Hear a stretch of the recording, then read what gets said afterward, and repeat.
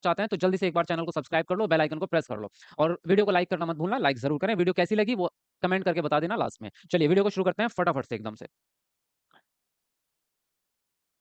देखिए यहाँ पे हम बात करें अगर, तो सबसे पहले यहाँ पर हम पढ़ेंगे आपका जीन प्याजे से स्टार्ट करते हैं। ठीक है जी, यहाँ पे स्टार्ट करते हैं एक एक करके सबके ट्रिक्स मैं आपको यहाँ पे बताते चलूंगा।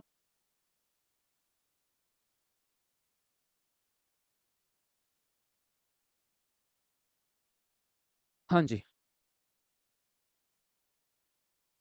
देखिए तो यहाँ पे स्टार्ट करते हैं और ये है आपका, सबसे पहले हम बात करेंगे जीन प्याजे की। ठीक है, जीन प्याजे का जो सिद्धांत है वो है आपका संज्ञानात्मक विकास का सिद्धांत, यानी कि कॉग्निटिव डेवलपमेंट का सिद्धांत आपका है। तो यहाँ पे स्टेजेस जो होती हैं आपकी, 4 स्टेजेस होती हैं आपकी, और 4 स्टेजेस की जो विशेषताएं हैं उन्हीं से आपके प्रश्न बनते हैं। तो उन विशेषताओं को आप कैसे याद रखेंगे कि कौन सी विशेषता किस स्टेज के अंदर आपकी आती है। तो सबसे पहली जो आपकी स्टेज है वो है आपकी संवेदी गामक अवस्था, है ना। यही है सबसे पहला, संवेदी गामक अवस्था जो है आपका पहली स्टेज है, जो होती है आपकी जन्म से लेकर 2 साल तक की अवस्था होती है। इसकी जो विशेषताएं होती हैं वो क्या होती है, बच्चा अनुकरण करता है, इमिटेशन, वृत्तिवर्ती क्रियाएं दिखाता है, वस्तु स्थायित्व का गुण आ जाता है इसमें, मानसिक चित्रण, हाथों और आंखों से ज्ञान प्राप्ति यानी कि इंद्रियों से, इसीलिए उसका नाम रखा है संवेदी, संवेदनाओं से ज्ञान की प्राप्ति करता है। उसके अलावा खिलौने तोड़ना, खिलौने की अवस्था कह सकते हैं, खिलौने से खेलता है बच्चा। और तो इस तरह की विशेषताएं इसके अंदर होती है आपकी। अब इसकी ट्रिक क्या है, यहाँ पे आप ट्रिक देखो इसके।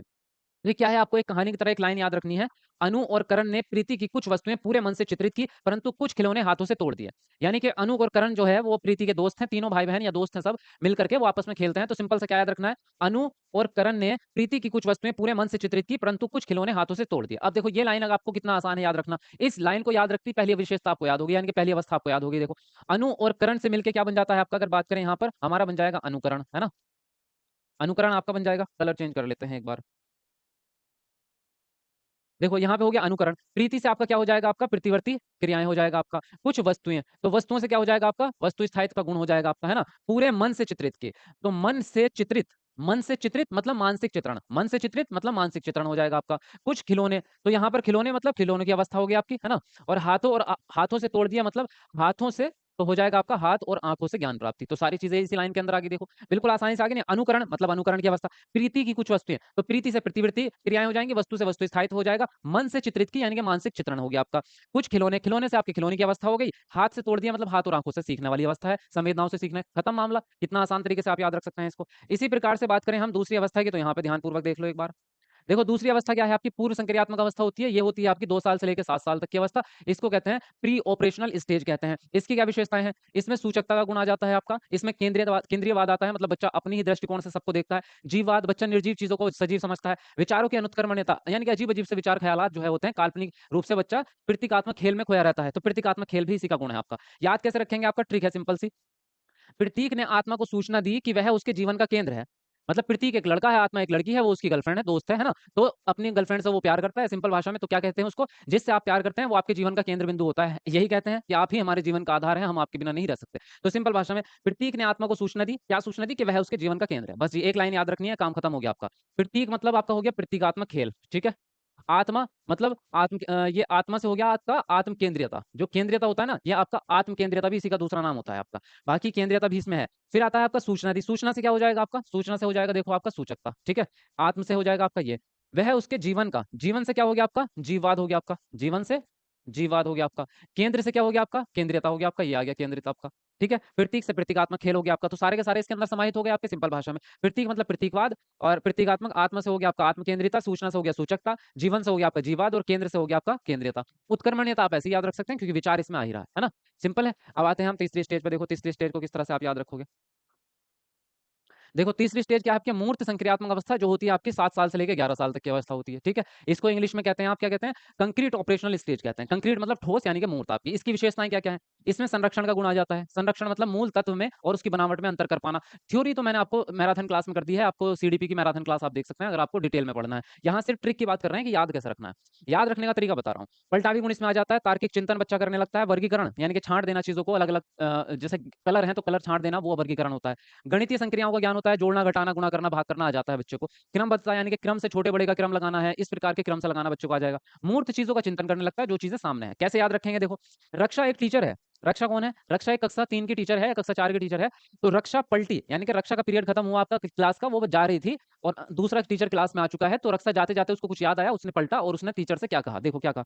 रक्षा पलटी और उसने तर्क दिया कि सी वर्ग के, सी मतलब तीसरी क्लास के, सी वर्ग के गणित के छात्रों को क्रमबद्धता का मूर्त चिंतन करवाओ। क्या बोला देखो?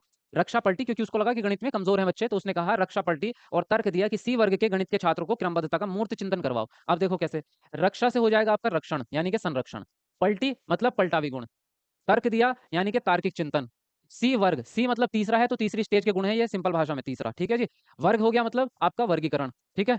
गणित से हो जाएगा आपका गणितीय चिंतन। गणित से मतलब गणितीय चिंतन। छात्रों को क्रमबद्धता से हो जाएगा आपका क्रमबद्धता।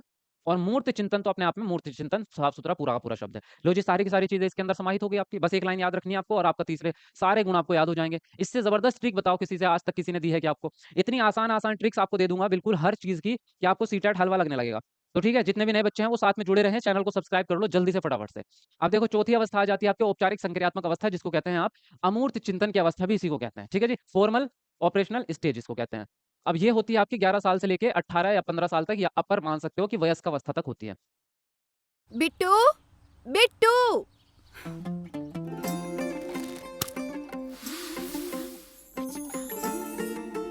मैगी। इसकी विशेषताएँ क्या है? इसकी विशेषता ये है कि बच्चा काल्पनिक चिंतन करना स्टार्ट कर देता है। अभी तक बच्चा जो चिंतन कर रहा था वो सामने जो वस्तुएँ थी मूर्त रूप से, तो मूर्त चीज़ों का चिंतन कर पा रहा था। यहाँ पे काल्पनिक चिंतन बच्चा कर पा रहा है जो चीज़ें सामने नहीं है। परिपक्वता बच्चे में आ चुकी है, बच्चा बड़ा हो गया, दिमाग भी परिपक्व हो गया। निगमनात्मक चिंतन, निगमनात्मक का भी अमूर्त ही मतलब होता है क्योंकि ये नियम पे आधारित होता है और नियम या फ़ॉर्मूले जो होते हैं वो अमूर्त होते हैं। अमूर्त चिंतन बच्चा करने लगेगा, कथनों और संक्रियाओं पे भी चिंतन करने लगेगा। कथन मतलब जो मुँह से बोली गई बात है, वो अमूर्त होती हैं। लिखित रूप से नहीं, सिर्फ़ मुँह से बोलकर आपसे कुछ पूछेंगे तो भी आपको जवाब दे देगा। तो इसकी क्या ट्रिक रहेगी देखो यहाँ पर। कल्पना एक लड़की है जो आपकी 11-12 साल की है, कक्षा 6-7 में पढ़ती है ना? तो कल्पना परिपक्व हो गई है और निगमनात्मक रूप से अमूर्त चिंतन करने लगी है। बस इतना याद रखना है। तो कल्पना से हो जाएगा आपका काल्पनिक चिंतन, परिपक्व से हो जाएगा आपका परिपक्वता और निगमनात्मक रूप से यानी कि निगमनात्मक चिंतन हो गया आपका, अमूर्त रूप से अमूर्त चिंतन हो गया आपका और कथनों और संक्रियाओं का मतलब तो अमूर्त होता ही है, वो ऐसे भी याद रह जाएगा। तो इस तरह से आपको सारी स्टेजेस के गुण याद रह जाएँगे। सिंपल है भाषा, कोई दिक्कत तो नहीं है यहाँ तक। एकदम आप अच्छे से इसको जो है चाहो तो आप एक बार रिवाइज़ और कर लेना और अपने रजिस्टर पे लिख लेना इसको। अब यहाँ पे नेक्स्ट आते हैं हम देखो कोलबर्ग के नैतिक सिद्धांत के आधार पे। देखो कोलबर्ग का नैतिक सिद्धांत क्या है आपका? इसके नैतिक सिद्धांत में 6 चरण दिए गए हैं और 6 चरण में अलग-अलग स्टेप पे क्या-क्या गुण बच्चा करता है। नैतिक विकास को लेकर, नैतिक विकास का सिंपल मतलब ये है कि बच्चा जो है समाज में जो काम करता है, उसमें क्या गलत है, क्या सही है, इसमें फ़र्क करना जान जाए, बस इसी को नैतिक विकास कहते हैं, है ना? किसी की चीज़ चोरी करना गलत बात है या फिर उसको उसके साथ में अच्छा व्यवहार करना अच्छी बात है, इसमें अगर बच्चा फ़र्क करना सीख गया तो नैतिक विकास आ गया। अब हर स्टेज में बच्चा जो है अलग-अलग प्रकार से जो है अपने लक्षण या अपने गुण दर्शा रहा है, उसी के ऊपर ये सारी कहानी है। इसमें एक कहानी है सिंपल सी कि हिंज नामक एक व्यक्ति था जिसकी पत्नी बीमार थी। वो एक हॉस्पिटल में एक मेडिकल पे जो है दवाई लेने जाता है उसके लिए, लेकिन वो उससे ज़्यादा पैसे माँगता है, उतने पैसे उसके पास नहीं थे। तो जब वो उसको दवाई देने से मना कर देता है तो रात को वो हिंज नामक व्यक्ति जाता है उसकी दुकान में और दुकान का ताला तोड़ के और वहाँ से दवाई जो है चोरी करके ले आता है अपनी पत्नी की जान बचाने के लिए। ये कहानी बच्चे को सुनाई आपके कोलबर्ग ने बहुत सारे बच्चों को और उनसे पूछा कि उसने सही किया या गलत किया। तो कुछ बच्चों ने कहा कि सही किया क्योंकि उसकी पत्नी बीमार थी, उसे बचाना ज़रूरी था। कुछ बच्चों ने कहा कि उसने गलत किया क्योंकि उसको अब पुलिस पकड़ के ले जाएगी। तो इस पूरी कहानी के आधार पे जो है सारा चिंतन निकाला गया कि बच्चे किस अवस्था में क्या कहेंगे। तो सबसे पहली अवस्था आती है आपकी दंड और आज्ञा पालन अभिविन्यास, जिसमें बच्चा या तो दंड के बचने के लिए मतलब माता ना पीटे उसको इसलिए कोई नैतिक काम करता है या फिर सज़ा मिलेगी उसको, है ना? तो या फिर आज्ञा है बड़ों की तो इसलिए नैतिक काम करेगा। तो बच्चे का जो नैतिक काम होता है, बच्चे के जो अच्छे काम होते हैं, वो इस सिद्धांत पे आधारित होते हैं। उसी प्रकार से सेकंड नंबर का जो है आपका यांत्रिक सापेक्षिक अभिविन्यास, इसमें बच्चा लेन-देन की भावना रखता है कि मैंने आपको कुछ दिया है तो बदले में मुझे मिलना चाहिए। मैंने आपको अपना बिस्किट दिया, अब आपकी चॉकलेट मुझे चाहिए, तभी लेन-देन बराबर हो पाएगा, तभी एक नैतिक विकास पूरा हो पाएगा, वरना आप अच्छे इंसान नहीं हैं, है ना? लालच भी रहता है इसमें वही खाने-पीने का बच्चे को। तीसरी स्टेज है आपकी अच्छा लड़का, अच्छी लड़की आपकी स्टेज है जिसके अंदर बच्चा दूसरों के सामने अच्छा बनने की कोशिश करता है। घर पे मौसी आई, चाची आई, उसके सामने पानी लेके आएगा, नमस्ते करेगा, पैर छुएगा, यानी कि उसके सामने अच्छा बनने। भले ही उसका मन हो या ना हो, बच्चा जितने अच्छे काम करेगा दूसरों को इंप्रेस करने के लिए, यानी कि दूसरों की अपेक्षा पूरी करने के लिए यहाँ पे काम करेगा बच्चा। नेक्स्ट है आपका कानून और व्यवस्था, चौथा चरण है।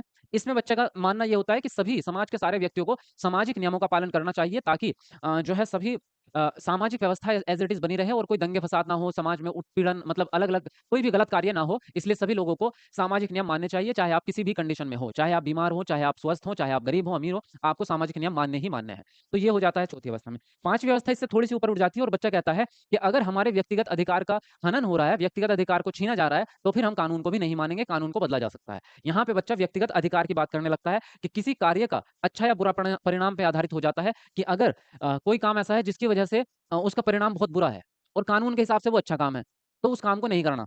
अगर गलत परिणाम है तो नहीं करना। अगर उस काम का परिणाम अच्छा है और कानून के हिसाब से वो गलत है काम, जैसे कि एम्बुलेंस आपकी है, रेड रेड लाइट तोड़ना गलत काम होता है ना? सड़क की रेड लाइट, लेकिन वो कह रहे हैं कि अगर आप रेड लाइट तोड़ के मरीज़ को हॉस्पिटल पहुँचा दोगे तो उसका रिज़ल्ट अच्छा है, परिणाम अच्छा है। तो परिणाम अगर अच्छा है तो वो काम आप कर दो, चाहे नियमों के खिलाफ हो, कोई फ़र्क नहीं पड़ रहा। तो यहाँ पे बच्चा डिसीज़न ले रहा है अधिकार के ऊपर और अच्छे-बुरे परिणाम के ऊपर, ठीक है? फिर छठा चरण आ जाता है आपका सार्वभौमिक नैतिक सिद्धांत का। यहाँ पे बच्चा जो है समाज कल्याण की भावना बच्चे में आती है और कहता है कि ऐसे नियम बनाने चाहिए, यानी कि जो नियम है आपके वो ऐसे होने चाहिए जिससे सारे समाज का फ़ायदा हो। अगर आपका कानून कोई भी चीज़ ऐसी है जो समाज कल्याण के आड़े आ रही है, तो उस कानून को ही बदल दो और आपको अंधे होकर जो है कानून को नहीं मानना, अंधे होकर अपने राजा की बात नहीं माननी, आपको अपना खुद का तर्क लगाना है, अपने विवेक लगाना है और खुद का डिसीज़न लेना है। ठीक है जी? अब आपको ये कहानी तो समझ में आ गई कि कौन-सी अवस्था में कौन से गुण हैं आपके, है ना? लेकिन इसको आप याद कैसे रखोगे उसकी एक छोटी-सी ट्रिक मैं आपको बता रहा हूँ, सिंपल आपका उसको कैसे याद रखोगे आप, ठीक है? देखो कैसे याद रखोगे। एक कहानी मैंने आप लोगों को अभी-अभी सुनाई है। एक कहानी मैंने अभी आप लोगों को सुनाई है कि हिंज नामक व्यक्ति जो है वो दवाई की चोरी कर लेता है। तो उसके आगे की कहानी आप लोगों ने नहीं सुनी, उसके आगे की कहानी सुनो, सारी चीज़ें याद हो जाएँगी। उसके आगे की कहानी क्या है मैं बताता हूँ। अब हिंज ने जो है दवाई चोरी कर ली थी, उसको पुलिस पकड़ के ले गई और उसको 3 साल की सज़ा हो गई। क्या हो गई? पहला चरण स्टेप बाय नंबर 1 आपको सज़ा मिली। आपको किसको सज़ा मिली? आपके हिंज नामक व्यक्ति को सज़ा मिली। 3 साल के बाद क्या होता है उसकी सज़ा पूरी हो जाती है और उसको जेल से छोड़ा जाता है। तो जो स जेल में जो है ऐसा होता है कि जब आपको जेल में होती है तो आपका जो सामान होता है वो वहाँ पे जमा कर लिया जाता है और जब आपकी सज़ा पूरी हो जाती है वो सामान आपको दे दिया जाता है जब आप छूटते हैं जेल से। तो हिंज ने वहाँ से अपना सामान लिया और वापस घर आया, है ना? जेल से जब छूटा तो क्या लिया उसने दूसरे नंबर पे अपना सामान उठाया यानी कि सामान लिया और घर आ गया व्यक्ति, है ना? वो जो है आपका घर आ गया। यहाँ पे क्या होगा, जब उसने सामान उठा के वो घर आ गया, 3 साल की सज़ा काट के आया है, अब वो अच्छा इंसान बन चुका है। अब आगे से उसने डिसीज़न किया कि मैं चोरी कभी भी नहीं करूँगा, बुरे काम नहीं करूँगा, अच्छा आदमी बन के रहूँगा। तो जब सज़ा काट लेता है व्यक्ति तो क्या हो जाता है, अच्छा बन जाता है ना? तो ये व्यक्ति भी हिंज नामक व्यक्ति अच्छा बन गया। अच्छा बनने के बाद क्या हुआ, अच्छा बनने के बाद वो समाज में आया रहने के लिए। अब अच्छा बन चुका है तो सामाजिक प्राणी बन चुका है, यानी कि समाज में रहेगा अच्छे तरीके से। तो उसने क्या डिसीज़न लिया कि अब मैं समाज में रहूँगा, है ना? समाज में रहा और नियमों को भी मानूँगा। उसने ये कहा कि मैं सामाजिक नियम नहीं तोड़ूँगा, नियमों को मानकर रहेगा, है ना? नियमों को मानकर समाज में रहा वो व्यक्ति। इतना आपको कहानी समझ में आ रही है? जब वो समाज में रहने लगा, तो भई कोई भी व्यक्ति समाज में रहता है, तो फिर वो ये कहता है कि समाज में मेरे भी तो कुछ अधिकार होने चाहिए। पता चल रहा है कि वो दुकान पे सामान लेने जा रहा है, वो कह रहा है कि आपको सामान नहीं दूँगा, आप तो जेल में थे, आप तो गलत आदमी हैं। वो कह रहा है मैं अच्छा इंसान बन चुका हूँ, मैं समाज के हिसाब से रहता हूँ, अब मुझे अधिकार चाहिए समाज में रहने के बराबर के। तो अब उसने क्या माँगा आपसे? उसने माँगा आपसे अधिकार अपना, यानी कि आपका व्यक्तिगत अधिकार उसने माँगा आपसे, ठीक है जी? अब जब व्यक्तिगत अधिकार भी उसको मिल गए, समाज का हिस्सा बन चुका है, तो अब उसके जीवन में उसकी पत्नी तो बची नहीं है। तो अब उसने क्या किया कि मैं सारा जीवन जो है समाज कल्याण में ही गुज़ार दूँगा, समाज के लिए बेहतर काम करूँगा, अच्छे काम करूँगा, समाज के लिए बेहतरीन एक नया काम करूँगा। तो क्या है उसके अंदर? समाज कल्याण की भावना अब उसके अंदर आ चुकी है, ठीक है? ये 6 स्टेप्स हैं आपके। तो इसमें क्या है? ये है हिंज की बाद के जीवन की कहानी। अब देखो इसमें बाद के जीवन की कहानी से आपको किस तरह से सीख मिलती है। सबसे नंबर स्टेप 1 आपको सज़ा मिली, पहला चरण आपका हो जाता है सज़ा और आज्ञा पालन, ठीक है जी? दूसरी बार उसने जेल से अपना सामान उठाया, दूसरे चरण में यानी बच्चा दूसरे चरण में लेन-देन की बात करता है, लेन-देन पे ही सामान लेना-देना की सारी कहानी आपकी लेने-देने की चल रही है दूसरे चरण में। तीसरे में व्यक्ति अच्छा बना, अच्छा लड़का, अच्छी लड़की। अच्छा लड़का, अच्छी लड़की तीसरा चरण। चौथे चरण में वो समाज में रहने लगा, सुधर गया, नियमों का पालन करने लगा, समाज में रहा नियम का पालन करके। तो समाज, नियम और व्यवस्था आ गया आपका देखो, कानून और व्यवस्था भी बन गया, सामाजिक नियम का सख्त पालन बच्चा कहता है, तो समाज कल्याण की समाज में रहने वाले नियम उसने सीख लिए हैं। 5th नंबर पे क्या आता है, अब उसने व्यक्तिगत अधिकार आपसे माँगने शुरू किए 5वें चरण पे। तो देखो 5वाँ चरण क्या है, सामाजिक अनुबंधन अभिविन्यास यानी कि बच्चा इसमें व्यक्तिगत अधिकार माँग रहा है अपना, ठीक है? छठे चरण में उसके अंदर आ चुका है समाज कल्याण की भावना हिंज के अंदर, तो देखो छठे चरण में क्या हुआ आपका समाज कल्याण की भावना, सार्वभौमिक नैतिक सिद्धांत। बताओ याद हुआ या नहीं हुआ? बस एक सिंपल से आगे की कहानी याद रखनी है आपको। सिंपल आगे की कहानी याद रखनी है और आपको सारे चरण की विशेषताएँ यहीं पर याद हो जाएँगी। क्लियर फंडा, दोबारा दोहरा के देख लेना, पीछे से रजिस्टर पे लिख लेना, ज़िंदगी में नहीं भूलोगे। अब आता है आपका तीसरा नंबर पे वाइगोत्स्की जी। वाइगोत्स्की का सामाजिक सांस्कृतिक विकास का सिद्धांत है।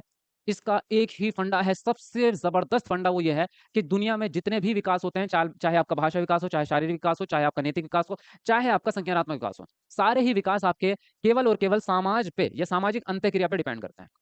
यानी कि आपकी संस्कृति और आपका समाज ही आपको इंसान बनाता है, सारे डेवलपमेंट करता है। तो इनके सिद्धांत में ये ट्रिक है या टैग वर्ड्स हैं कि आपको जब भी आपका प्रश्न आएगा तो इस प्रकार की चीज़ें आपको प्रश्न में देखने को मिलेगी कि वाइगोत्स्की के हिसाब से सामाजिक अंतःक्रिया वाला ऑप्शन आपका सही होता है। बच्चों को आप पढ़ाएँगे तो सहयोगी अधिगम से पढ़ाओ, सामूहिक क्रियाएँ कराओ, परियोजना कार्य कराओ। तो जितने भी ऐसे टीचिंग मेथड होंगे जिसमें बच्चे आपस में मिल-जुल के काम कर रहे हों। सहपाठी आकलन, सहपाठी अधिगम, सामूहिक कार्य, खेल में भी बच्चे मिल-जुल के सीखते हैं इसलिए।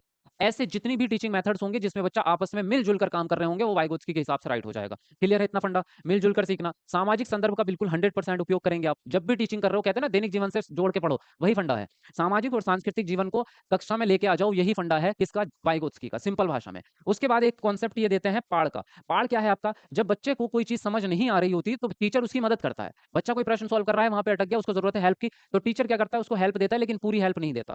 सिर्फ थोड़े से हिंट देता है कि अब गुणा होगी आगे। वो ये नहीं बताएगा कि 4 और 5 की गुणा करके 20 आ जाएगा, ऐसा नहीं बताएगा। वो कहेगा गुणा करो बेटा, नेक्स्ट स्टेप गुणा है। थोड़ी-सी हेल्प आप उसको देते हैं। इस हेल्प देने को ही क्या कहते हैं? स्कैफोल्डिंग कहते हैं या पाड़ कहते हैं। और हेल्प जो दी जाती है, वो समीपस्थ विकास के क्षेत्र के लिए दी जाती है। ये समीपस्थ विकास का क्षेत्र क्या है आपका? जितना बच्चे को करंटली आता है। मान लीजिए बच्चे को 2 और 2 की गुणा करनी आती है। अब बच्चा 2 और 4 की गुणा करना सीख रहा है, तो ये जो स्टेप है, यही आपका समीपस्थ विकास का क्षेत्र है। यानी कि जितना बच्चे को आता है, उसके एक स्टेप आगे जो नेक्स्ट चीज़ सीखेगा, बच्चे को 2 का पढ़ा आता है, 3 का सिखाना है। 2 का पढ़ा अगर आता है, वो उसका वर्तमान ज्ञान है और 3 का पढ़ा सिखाना है, वो समीपस्थ विकास का क्षेत्र है। निकटस्थ विकास का, जो सबसे निकट होगा, वही निकटस्थ विकास का क्षेत्र होगा और निकटस्थ विकास के क्षेत्र पर पहुँचने के लिए ही हेल्प दी जाती है, जिसको पाड़ कहते हैं। काम खत्म हो गया आपका। वाइगोत्स्की इतना ही है। निकलते हैं आपके टाटा बाय-बाय। यहाँ पे आपके जो है इतनी सारी ट्रिक्स मैंने आपको दी हैं, उसके अलावा मैं आपको और चीज़ें बता देता हूँ। यूट्यूब पर जाकर आप जो है सारी क्लासेस देख सकते हैं, आपकी हमारी अवेलेबल है, यहाँ पे आप देख सकते हैं। सीटेट